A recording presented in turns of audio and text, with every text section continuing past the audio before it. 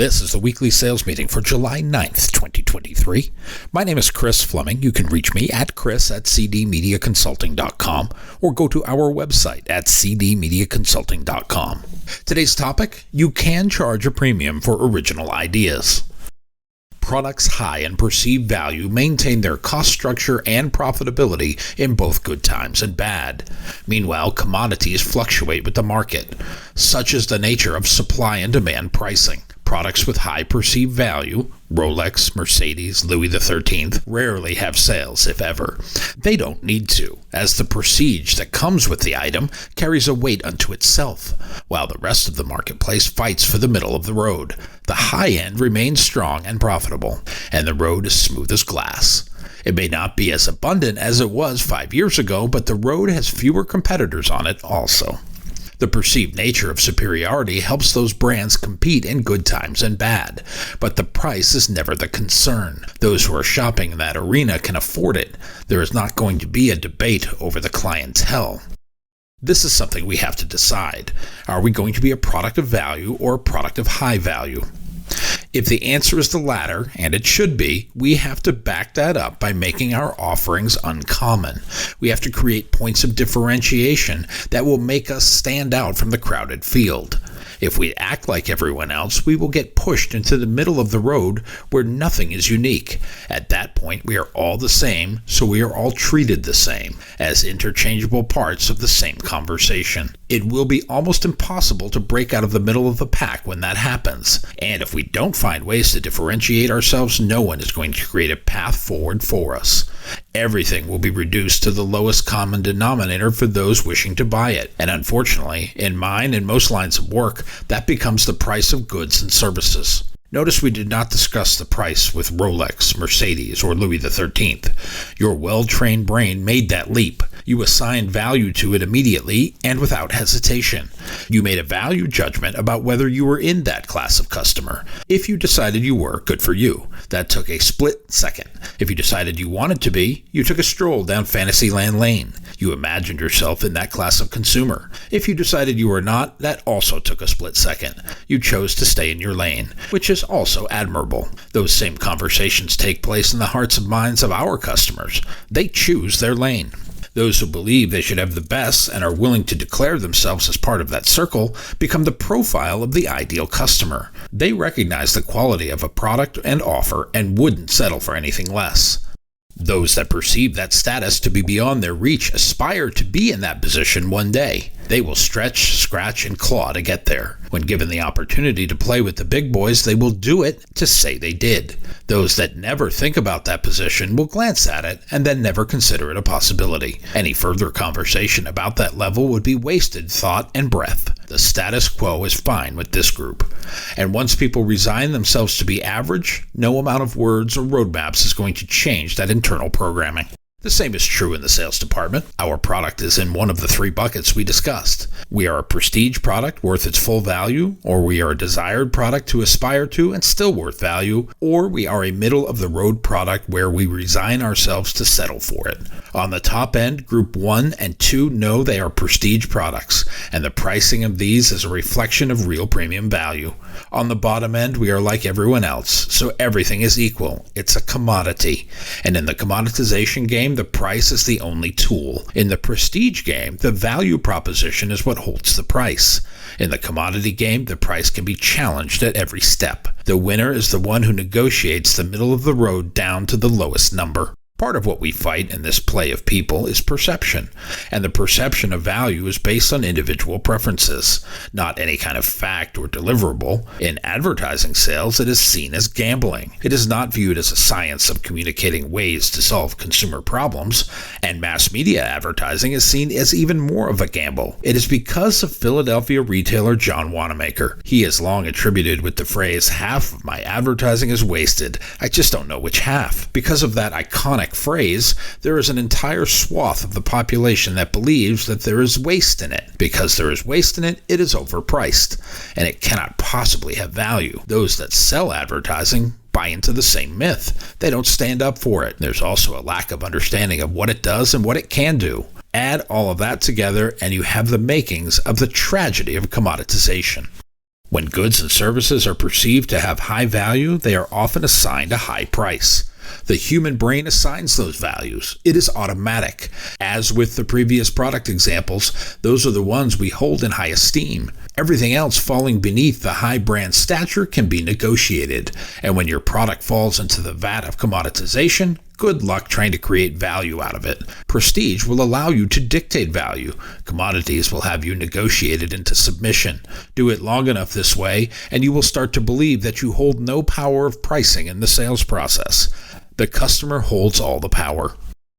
How can we change the perception of name assignments in the commodity trap? We have to find something of value and hold on to it. Where is that value? What about the purpose assigned to our product? It is only when solving a problem or creating an opportunity does our value increase.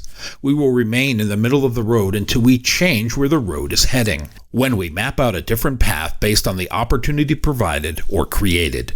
Why then are we not trying to do that with every ask? Why aren't we trying to do that on every call? To get out of the tragedy of commoditization, work to assign your own value. Do so by solving a customer problem. Assign that its name. Once uncovered, everything you do or say should be about that particular problem. It should never be about your product. If you are selling beds and the customer is sleep deprived, you are no longer selling beds, you are selling a sleep through the night good night's sleep. If you are selling cars and the customer has a 40-mile commute, you are no longer selling cars, you are selling a safe, reliable, and efficient job attendance to get paid mechanism.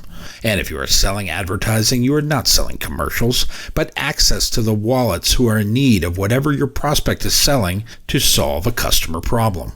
Follow the logic? This change in assignment will increase the level of value assigned to your offers. The focus won't be on John Wanamaker's 50% loss. It will be on the available opportunity with those that have a problem we can solve. Part of changing the perception of value of our product is working on changing the perception others have of us. Are we the best we can be? Do we spend extra time learning about what we do and improving how we do it? Do we work on our skills so we can be better communicators and break through the clutter and noise more often? I know you do, as we are spending this time together to improve our craft and hone our skills. But for the vast majority who do not engage in getting better, I need to ask, why not? They are middle of the road in our first example. Content with commodities. We should work hard to get our prospects and customers' attention. It is our responsibility to get better. In doing so, we will be helping more of our clients be better. Tobias Forge is the lead singer for the band Ghost. He says once you get people's attention, you have a greater responsibility to tell them something of value. And when we lead with something of value, it looks 10 times more attractive. With that change in perception, the price will reflect it. There is a reason more than half of all sales transactions are reduced to price negotiations. Reason number 1 through 9 all have to do with the skills of the seller. Top performers never take the pricing bait. Even those who aspire to be at the top won't do it. Do you know who does? The middle of the road. They have resigned themselves to have only top-of-the-funnel conversations. These are centered around pricing, not value. Instead of establishing the value proposition for what we sell, we are in a rush to talk. We should value what we represent, and ourselves. We should avoid taking the bait on pricing inquiries and comparisons. We put our shopper's hat on and think we are supposed to snap to when a prospect hits us with pricing. We should keep our selling hat on and remain entrenched in the value lane. And because they went fishing and caught us, we continue to act like a fish. As long as we stay on the line, we have a chance to get in the boat. It is backwards.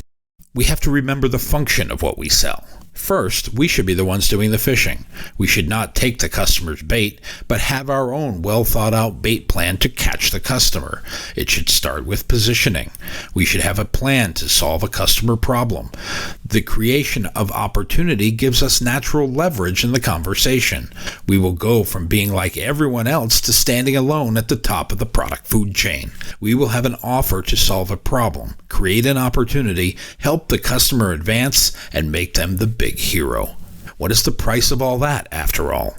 If we are not solving a problem or creating an opportunity, the negotiating power in the conversation shifts from the seller to the buyer. Your prospect has the upper hand. Your value proposition is diminished.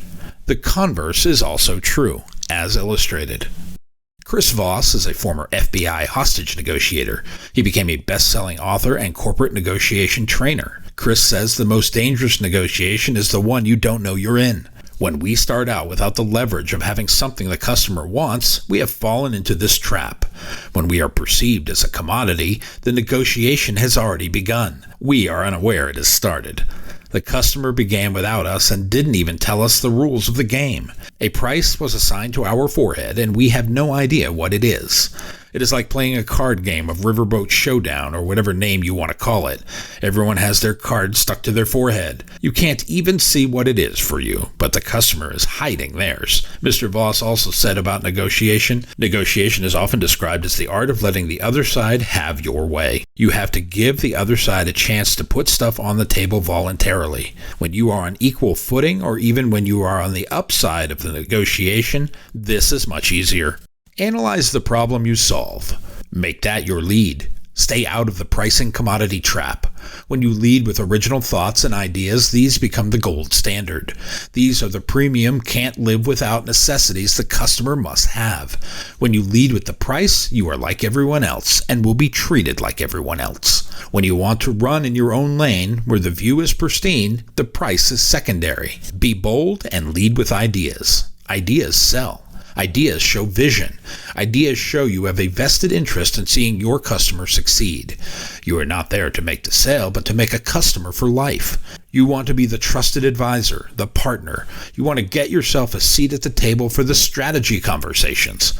This can happen when you use that gray matter between your ears to come up with original plans and ideas that cannot be bought around. Premium products carry with them their own assigned value. To be perceived as a premium, you need to position yourself and your offering as a must-have or can't live without.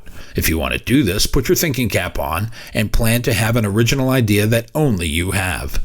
Sure, this is a bit harder than driving in the center lane with everyone else, but it is also a way to forge your own path, to drive on your own road devoid of competitors and potholes. When your original ideas come with you, you will watch your ability to dictate the terms of the agreement increase. You can charge a premium for original ideas. You will avoid playing the game called the commoditization tragedy. You can leave that for everyone else. While you drive your Mercedes, you will be wearing your brand new Rolex. That is, after you picked up the bottle of Louis XIII for the evening's nightcap.